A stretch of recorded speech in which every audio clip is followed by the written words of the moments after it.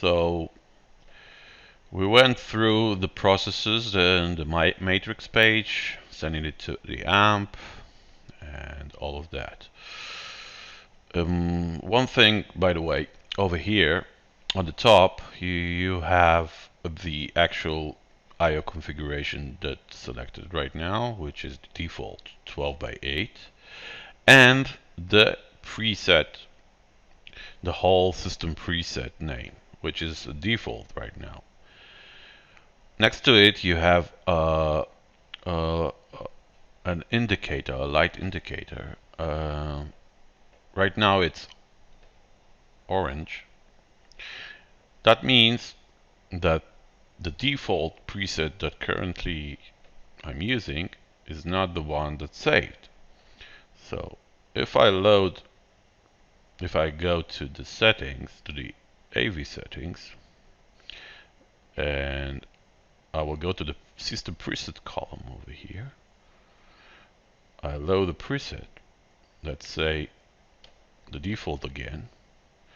In order to load it, I need to select it from the drop-down menu and click load. The device is loading the default preset.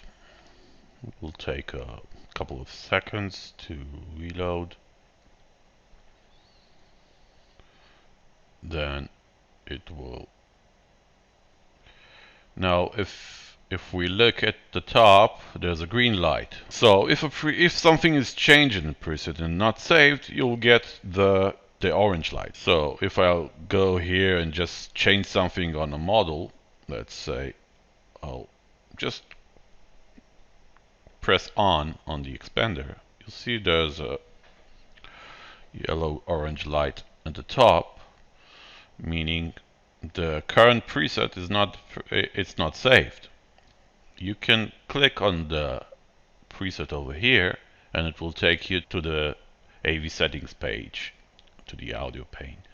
The hierarchy goes like this in presets.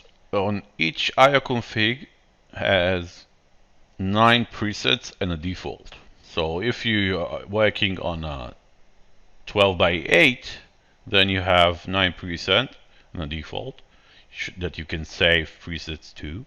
When you work on another different I/O config, you have different presets.